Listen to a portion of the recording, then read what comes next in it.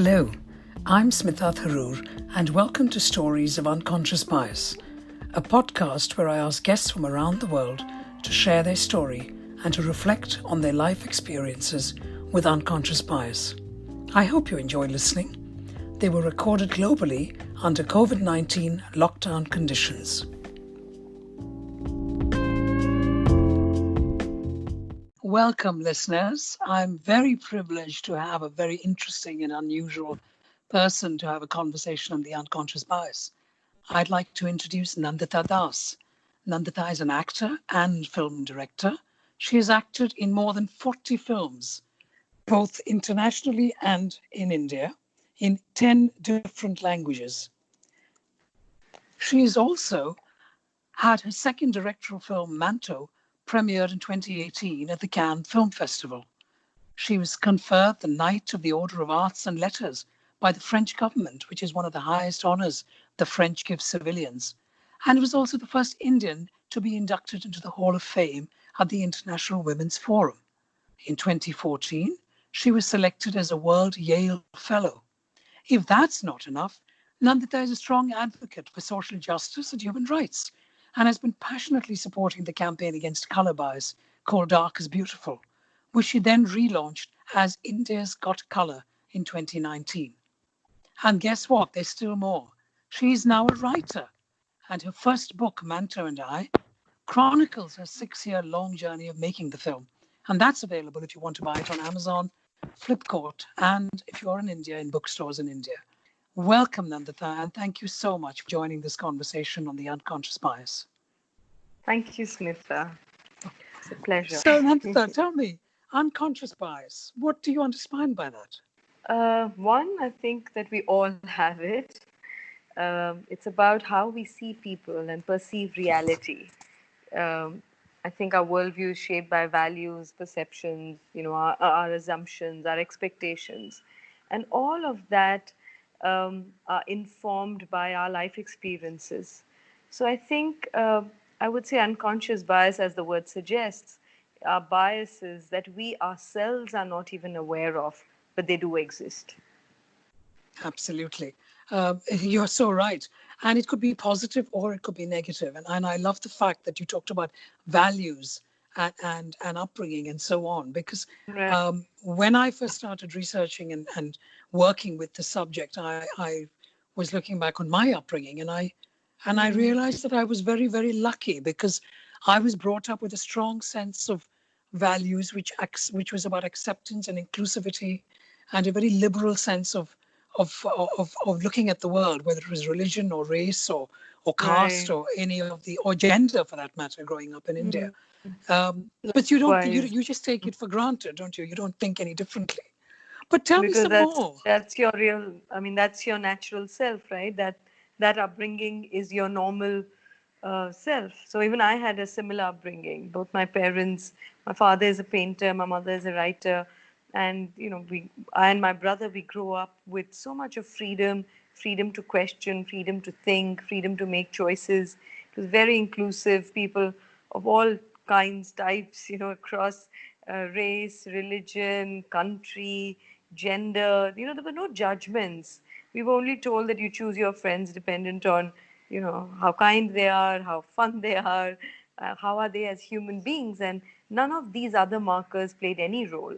And I'm so grateful for that upbringing, because that's something that really goes deeper than any education that you can get, because then that becomes your normal self. You don't have to work hard at it too much. Of course, it's a lifelong journey. You have to work on your own prejudices and biases, but largely, if your upbringing is right, I think it just allows you to look at life in a different way.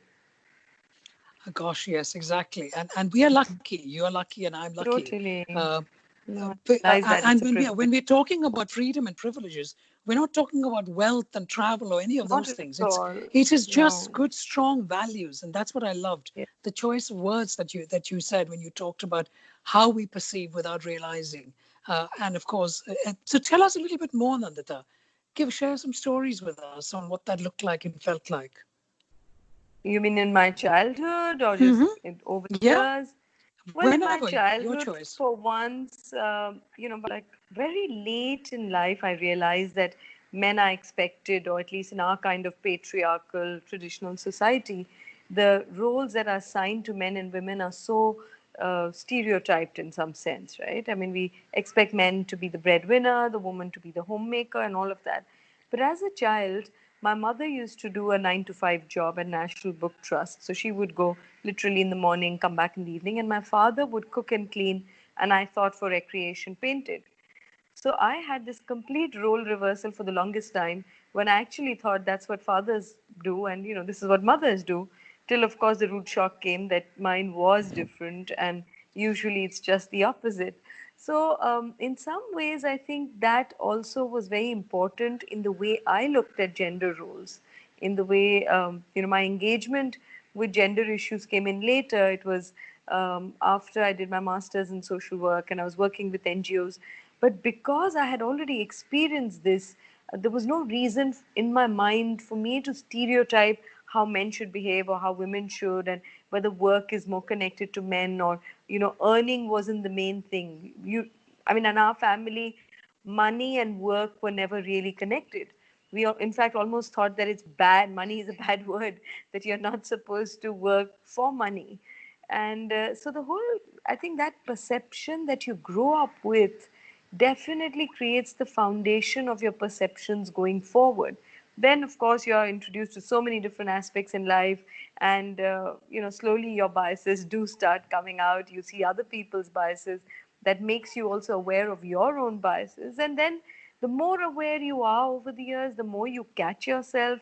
I think the more you grapple with them, the more they disturb you, the more hope there is for you. Yes. So there are a few things there you've said, Nandita, and I want to go back slightly to the earlier part of what you just said, which was about when you completed your master's in social work. Um, well, clearly, the first question I would ask is why? Firstly, what kind of influences did you have that you felt you wanted to work within that area? Was there some sort of other narrative, other unconscious bias that may have been influencing you? And secondly, and but kind of connected, what kind of stories can you share when you began to work within that area? Luckily, my parents never told me that you have to become this or do this or this is my dream for you or any of those conversations.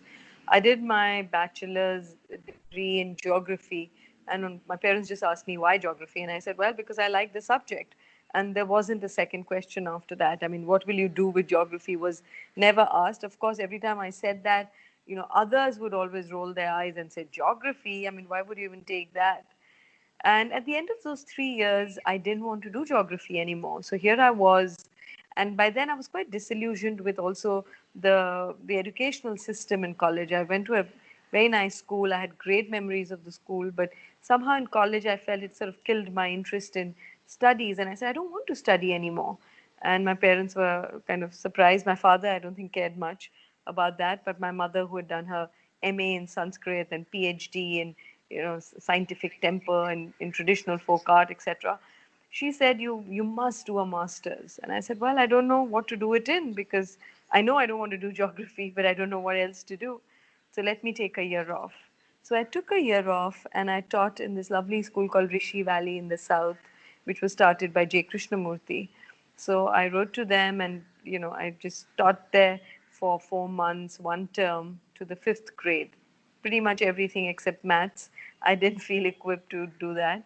And it was after that I realized that I enjoy working with people. I wanted to study something that had less to do with academics and more to actually, interact with people, to do something where I could engage with people. And that's when I didn't even know there was something called Masters in Social Work. I, in fact, applied for sociology. And then when I got to know there was something called MSW, and there was a place called Delhi School of Social Work, and of course, I'm talking about this many years ago, many decades ago, almost 30 years ago. That is when I did my master's in social work. And I don't think that a degree makes you better or worse social worker, but it definitely exposes you to many different realities. And for that, I'm definitely very grateful, because we all live in silos, and we all think this is our world. And while I was exposed to a lot of the arts, as in music and dance and theater and exhibitions, and the world of books, thanks to my mother, but there was really no real connection to other social realities. I did street theater though before that, during my graduation, with a group called Jannatya Manch, which was started by Safdar Hashmi, who was later brutally killed. In fact, I was in Rishi Valley at that time when he was brutally killed while performing. But those 4 years with him and the group were also great influences in my life. It was, I call it my political training. That's the first time that I was introduced to the politics of economics, the politics of gender, the politics of haves and the have-nots, the working class, all of that. So in some ways it was, I would say, Jannati Manch, then the MSW, and then of course working with various organizations. And I remember I went to, I was working with an organization called Ankur. I interned there. I did my field work there while studying. And then once I passed out, I wanted to join them as a full-time employee, and they were also happy to have me. And I suddenly became sort of the community head for that organization, the same place where I was earlier more like an intern. So it created a different kind of a balance within the team, and I wanted to be really democratic. And I was very, you're 20, you're sort of feisty, and you think you're changing the world. So I would go and work with the community women. And I remember, I can never forget that this woman, she came to me, and I went to that basti, as we call it, the community, the slum, or, the area that I was working in. And I saw this woman who was such a strong voice in our group. She was all black and blue and bruised. And I asked her, I said, "What happened to you?" And she said, "Oh, don't worry. My husband beat me up, but I'm going to do what I want to do, and I'm going to work, and he can't stop me." And she was all sort of angry and still ready to fight. And I realized that I had no idea what it was to live there. It's one thing to be going there with your, all the education that you've had, all the understanding that the books have given you, and your little experience, but you have no idea what it is to live in those circumstances and to be sort of living with your perpetrator in some sense. And, it's not enough to be sort of all empowered and feisty when the man is still not asking those right questions or not responding in the way he ought to be. And I, in fact, decided to stop working in Ankur because I felt that I just wasn't capable of handling this. So it was a very moving experience for me. But, I mean, I don't know if it's really connected to bias, but this idea of that I'm educated and I can go and make them all feisty. I've had this great background where I've been so empowered, and I'm, so confident, and I'm going to instill confidence in them without understanding the whole milieu, and without being enough aware of those circumstances. And I think that was something that has always bothered me, that maybe I went too fast and I was too brash in the way I dealt with. And even though the woman didn't, was happy that we were interacting and that she was feeling stronger, but I really didn't have a solution for her. I couldn't take her children and her to my house and say, "Okay, just get out, just walk out of that marriage." He can't. So I was livid, but I was also, I remember sort of breaking down when I was hearing her story. Well, that's just extremely powerful, Nandita. And thank you for sharing that with such honesty. Because, of course, it's connected to bias. Because if you think about our own unconscious bias, as you've Yeah, so well said, you were brought up in a different kind of bubble, which was inclusive and right. liberal and accepting and creative and all of those. But the real world, which is a different kind of real world, your real world didn't Mm. include families who did not have much money, or families who were, women who were being beaten up by their husbands or living under very extreme poverty conditions. And it's when Yeah. you allowed yourself to get into those situations that you realized you had very little knowledge about that until, so in a strange Mm. sort of way, it was of help to you, wasn't it? Even though you had Did. the courage to leave, it said it still helped you grow and begin to It, understand more about the world. Absolutely, and that, you, while you can empathize, you cannot. When we say we put somebody, we put ourselves in somebody's shoes, and it's very difficult to do that. And I think that awareness came fairly early, that you may think that what the other is feeling, you know it, but you really don't know it because you really haven't experienced it. And Yes. that's the deepening that you have to do over the years and with your own self, where you slowly start understanding what the other is feeling, whether it's going to be 100% or 80% or 90%, but you become closer to that feeling. You don't come with that judgment or that confidence that, oh, I understand what you're going through, because you don't. And Of just course you that don't. Yeah. humility and awareness is very, very important. In fact, often people say, don't they, that which I don't agree with, is that treat other people the way you want to be treated. Well, Yeah. actually, no, not really. Treat other people the way they want to be treated. And if you have no clue how they want to be treated, then you need to ask, Well, it or also you need depends to. on depends. Yeah, it depends on the situation as well. But like you had initially said that, growing up in the kind of liberal environment you and I grew up, that in itself is privilege. We use the word privilege so much for just class and wealth and all of that, which is a privilege, no question about that. But even the privilege to think independently, the privilege to Yes, have that kind of confidence, yes, privilege to ask questions, privilege to just make choices freely. I think those are enormous privileges too, which we take for granted. I mean, I remember later in my years, later, after I got into acting and I started getting a lot of these invites to colleges, and I would speak to these young people, and I would, in my initial years, I would say that, follow your heart, do what you really want to do, what you love doing. And I remember one girl once raised her hand and she said, "But ma'am, I don't know what I want to do. I don't know what I love. I've never had the opportunity to even explore what I really love doing." And that's when it hit me that, my God, I've taken my those privileges for granted and assumed that everybody has a passion, that you work what you're passionate about.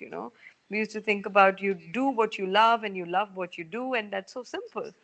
And then you suddenly realize that that's a huge privilege. And by just assuming that everybody can do that or has the opportunity to do that, you're actually clueless about the realities that exist beyond your life, or you're not cognizant of what others go through, and how our education system, how our familial structure is constantly just telling you to get a job, to in fact not do other things. You're wasting time painting. You are is That's a hobby, and so it's that constant onslaught. You're up against that, and I think she really opened my eyes when she said that I don't even know what I love doing. So how do I follow my heart? yes. Just one sentence, and we learn so much from that. So very Yeah. true.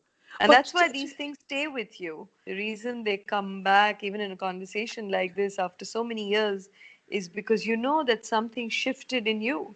And I think that's how exactly, we also grow, right? That's how we realize that our responses, I mean, even though I feel like my core values and how I think deep inside is the same, maybe for last 30 years, but I know I'm not the same. And you know it only because you respond to those situations and those things in different ways now than probably one did earlier. And it's a work in progress anyway, so.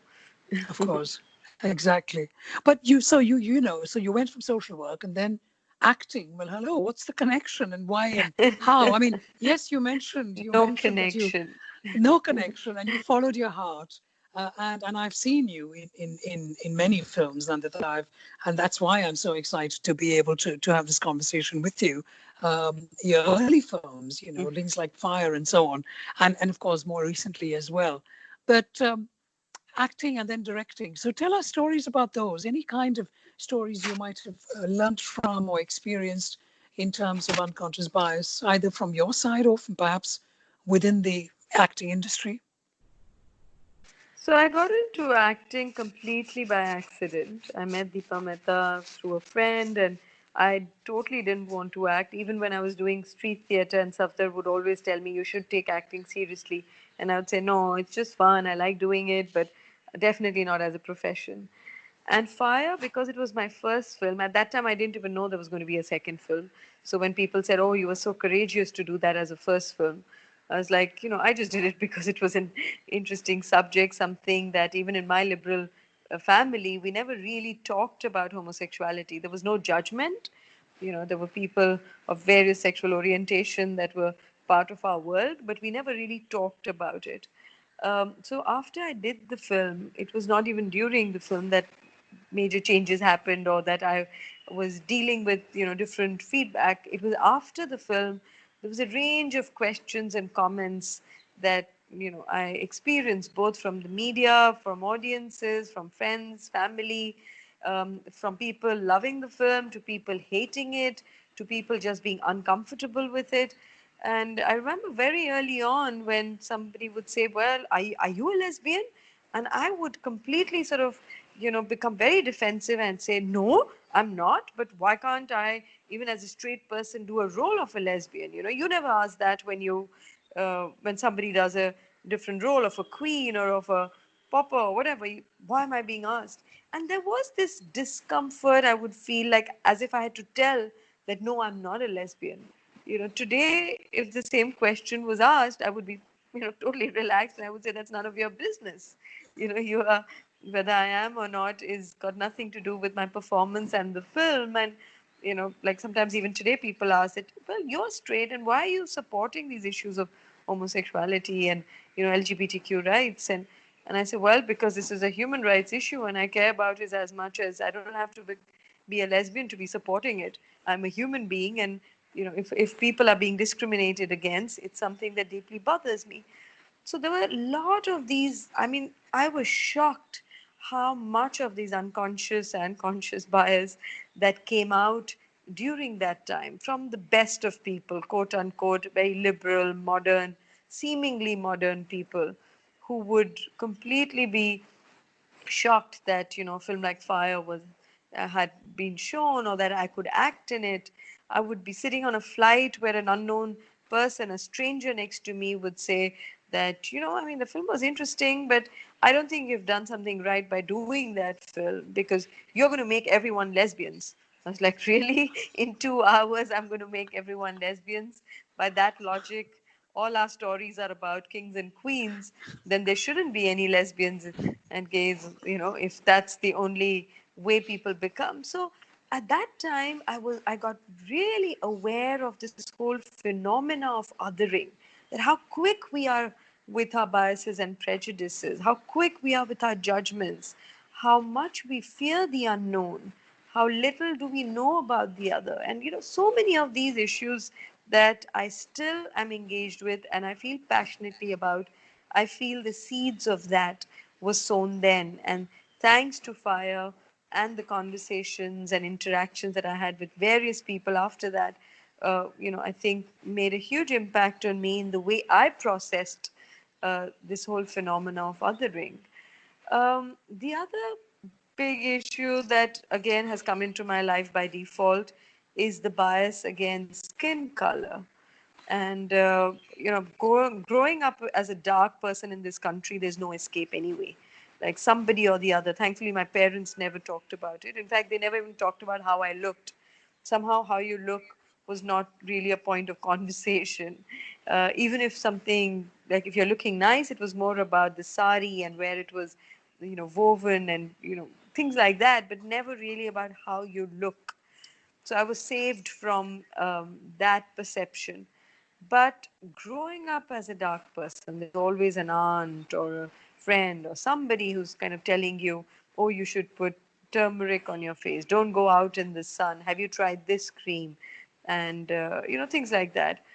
When I came into the film industry, and like I said, by default, I made all the choices in the films that I wanted to because I didn't see it as a profession. Strangely, I still don't see it as a profession, but more of an interest. I did not really have to go through the struggle that many young actors go through of, going to directors, asking for roles, trying out different things, auditioning. I didn't have to do any of that. But I remember that when I would do, slum dweller, a villager, a lower caste woman, it was great. If I didn't put any makeup, it was totally fine. But the minute I would do a role of an educated woman, an upper class, or somebody like an urban affluent person, I would immediately be told either by the director or the camera person or the makeup person that I know you don't like to lighten your skin, but just for this, could you? Because this is an educated urban character. And I didn't understand what that meant. You're casting a dark skinned woman who is an urban person, who is educated, who's middle class, upper middle class, whatever we call ourselves. And you're telling me that you want to stereotype and make everybody light skinned because that is the perception and you want to just play to that. So I would have lots of arguments, and I would tell them that this is wrong casting, then please don't take me, I'm fine. And sometimes it has happened. Most often they've kind of said, "Yeah, no, you're right, but you see, the audience expects you to be lighter, just a little bit lighter, etc." But sometimes it has even happened that I have done the film, and when I actually watch the film later, in post production, they have lightened me. And Oops. yeah, and I feel that's a real violation. That after having all those conversations, after me categorically saying, this is not how I want to look. I mean, you have one chance of also showing women of different colors in different class. Why are we stereotyping and further creating those perceptions? And yet, in fact, even articles that have talked about this campaign that I started supporting in 2013 called Dark is Beautiful, they would write the article about this, but they would lighten my photograph by about 3 or 4 shades. And they would almost do it as if they were doing me a favor by lightening me, because then, it's such a euphemism for beautiful. It's always juxtaposed. It's the same thing for many. To be light skinned and to be beautiful is the same thing. So they would often do that. And that's why in 2013, when this organization called Women of Worth, it's a Chennai based organization, when they reached out to me to, sort of join the campaign, and they said, "Could you give us a photo and a quote?" And I said, "Sure, I'll give you a photo and a quote. It's an important issue. I don't think it's one of the core issues that I want to engage with, because I was, at that time working on women's issues in terms of opportunities, in terms of female feticide and domestic violence. And those issues seemed so much bigger than the color of your skin, especially if it hasn't played a very significant role in your own life. I I know that's all I did. I didn't even engage with it. But before I knew, it went completely viral, and so many people started talking about it that by default I became the face of the campaign. And also, probably because most actors with every film have become lighter and lighter. Like most of the popular big actors that you see, or not even the big ones across board, if you see with every film, their skin has become lighter and lighter, whether it's because of the demand of the producers, who say it's the demand of the audience, or we don't know, it's a chicken and egg situation. But I didn't really start out to champion this cause and didn't see it as a standalone issue. I had talked about it in many of my talks, but as one of the many things that we are subjected to as women.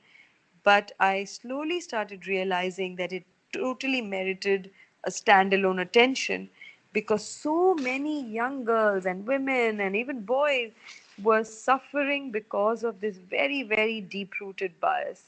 And this is one of those bias which has almost got legitimacy. It's not even uncool, or it's not even wrong to be talking about the color of your skin. I mean, every matrimonial ad is full of that, fair and lovely and convent educated, homely. Those things haven't changed in 30 years that I've sort of read them, now more for, humor.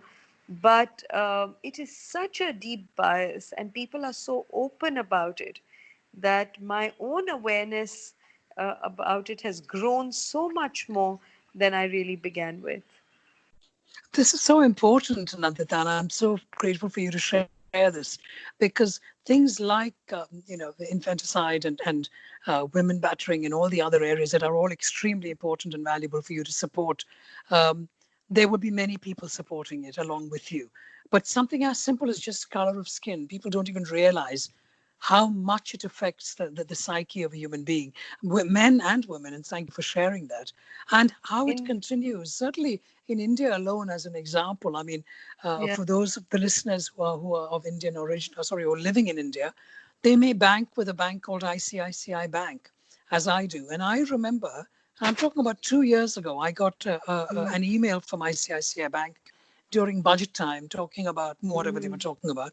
And there was a picture of four people. And this was entrepreneur, student, salaried employee, and homemaker. Now, no Uh-huh. marks for guessing the genders of these four. That's a given. But what Right. a lot of people didn't notice was that they were just hand-drawn pictures. They were, just they were not photographs, and they didn't even have a mouth or a nose or any of that. They were just Oh, faces. So there like, were three, yeah. yeah, three blank faces, male faces, Mm-hmm. brown-colored skin faces for the salaried employee, the entrepreneur, and the student. And the homemaker, obviously woman, My but God. color of skin, Caucasian. I'm talking about white, not brown, with bright red lipstick. God. The only one who had a Yeah, mouth. yeah, And the irony is the chief executive of ICICI Bank at that time was a woman. So it was like, for crying out Wow. loud, obviously she wouldn't have approved it. I'm not holding her responsible. But I'm just Right. saying, and without realizing it, this is the power of unconscious bias. Without realizing it, all of us ICICI bank holders, bank account holders, would have got this email, would have looked at that picture and wouldn't even have noticed it. They would have read the Yeah. words, and that it would have just got embedded in their psyche that obviously it has to be a white-skinned, beautiful woman to be the homemaker. And the white-skinned Right. bit is the point I'm flagging up for this conversation. So the fact that you are supporting and advising and making sure that people in this country, in India, are aware of unconscious bias and how much it affects the individual, I think is very important. And the See, irony is that listeners around the world will say, hang on a minute, we're not just talking about India. It could be somebody sitting in Nigeria. It could be somebody sitting in, yeah. I don't know, anywhere. There are so many different parts of the South world. America and everywhere actually, because now when you see even the biggest brands have a whole whitening line. Even the European brands and the Southeast Asian brands, they all have a whitening line. And so many young women have come up to me and said that thank you for doing this campaign. It makes me feel better about myself. People have shared their stories, which have been really heartbreaking, where women have not even, like, for instance, there was a young girl who really wanted to do theater. She said, I used to act all the time at home. But when I went to school and when they asked who all want to sign up for it, I didn't because I knew I would never get the main part. So, and I didn't want to be standing in the fifth row. And I knew they wouldn't even audition me. So many women, in fact, didn't grow and didn't do all the things they wanted to do and crush their dreams because they knew there would be a natural exclusion. And I have heard horrific stories of women wanting to commit suicide because they couldn't keep their parents happy because they couldn't become lighter skin, couldn't become white, as they say, or couldn't become fair. That they really tried hard with all these creams, but they couldn't, so they wanted to kill themselves. I mean, the number of stories I've heard after that, I realized how wrong I was to think that this was one of the many issues and it didn't probably merit a standalone attention. In fact, it should have come 50 years, it already came 50 years too late. But in 2019, which was last year, the same organization reached out to me saying our campaign is now 10-year-old and there have been many achievements, like for instance the ad agencies, and they started becoming more careful about it. There is an ad council that creates the rules and regulations for ads. They banned saying the word fair. So of course there are other ways in which people find ways to beat the system, but overall there were changes and perceptions were changing, and they could see that. But they wanted to do something special in 2019 to celebrate the 10 years. I always was a little uncomfortable with the campaign name, which is Dark is Beautiful. I felt it put too much of emphasis both on beauty and the fact that you're dark, and it kind of reiterated maybe that idea. So the fact that I got an opportunity to change the name, I asked them if I could call it India's Got Color. Anyway, diversity in our country at many levels is being threatened right now and for several years now. So I thought this would be quite apt. One, it doesn't only talk about dark women because what is dark? It's so relative. I've had people come up to me and say, "Ma'am, you're not dark. You are much lighter than me. You have no idea what I go through." And especially in colleges, and I do a lot of conversations with young people. So I think I felt that if we talked about India's got color, then you're celebrating every color. You're just saying that every color is fine. Just be yourself and be comfortable in your skin. And that really was the message. And I called up various actors, Swara Bhaskar and Radhika Apte and Ratna Pathak Shah and Ali Fazal and, a whole lot of Vikrant Messi, Tilottama Shom, a bunch of amazing actors who didn't even see the script. I called them up and said, I want to do a 2-minute video to talk about this, and we can do a fun video that triggers these conversations. And they all came, and they all, as actors, had suffered, women much more. And they told me all these horrific stories, how they are constantly being told to lighten, especially in the more mainstream cinema, and sometimes even told to do plastic surgery, and that's huge. Nowadays it's really big. People are getting lasers, and not just actors, just regular people, and more so women are going through so many hormonal and other physical changes, and having all kinds of medicines and injecting all kinds of things just to be light skinned. And it's sad in a country which is 80% probably my color, is made to feel that you're just not good enough. So I think it's a real tragedy, and it needs to be taken more seriously than we do, because all our images, whether it's on hoardings, whether it's in films, whether it's on television, our magazines, everywhere you see lights, even bank information, Correct. everywhere you see, women with lighter skin, and it just reinforces that these women don't have to really represent us. They have to be what we should aspire to be. And that's such a dangerous phenomena. Absolutely. I'm sure the listeners are very grateful that you are flying this up. Certainly, for those listeners who are in India, do check it out. Do learn more about the stuff that Nandita is doing in supporting, the people Yeah, living the in little India. video is on YouTube as well.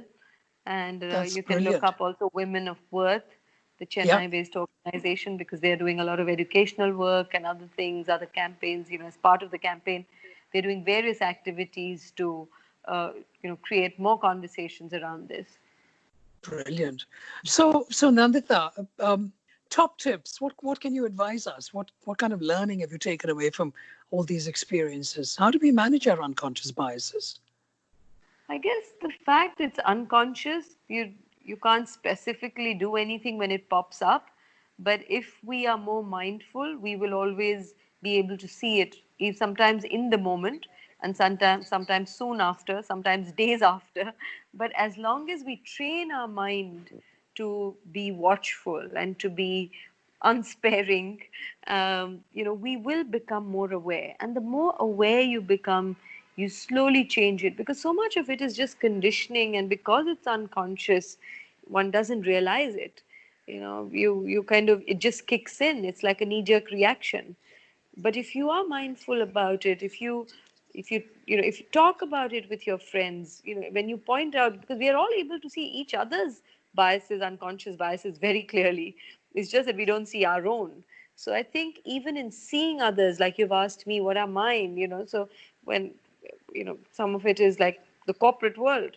I was married to a corporate man, and I remember when he was sort of emailing me and writing to me and all of that. In the beginning, some friend had introduced us, and I was not even responding, because I thought, oh, he's one of those typical corporate people. I don't even want to meet him. Like, what will I talk with him about? And because I grew up in this kind of an environment where corporates were seen as sharks. Some of it is true, but that's not the whole truth.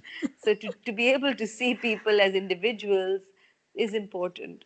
So we all have those biases of certain regions, and people from Gujarat are like this, or Punjabis are like this, or Tamilians are like this. We have those biases about things, and of course, some of it is comes from certain generalizations, have a kernel of truth, but it's definitely not the whole truth. And when you block your mind, when you actually do not see people for who they are, and you already have a perception in mind, you're actually, it's you're doing a disservice to yourself, because you're not allowing yourself to experience new things. You're not allowing to see people in the way they actually are. And I think that block would harm you, your own relationship with people. So if we are just more mindful, we will definitely catch ourselves, whether immediately or later. And it's a constant process. You can never say that, oh, I've arrived and I have no more unconscious bias. It's an ongoing process, and you will find new unconscious biases popping up just when you thought you dealt with one. So yeah, I think it's just a training that we have to do to ourselves. To keep at it. Brilliant, Yes. absolutely brilliant. Wise words. Nandita Das, thank you so very Thank much you so much for for giving talking us your about time these on things this. and giving me the opportunity to also think about this. And these are also reminders, So next time when I'm in that moment, I think I will remember our conversation and catch myself sooner. Thank you again. Thank you so Thank much. you.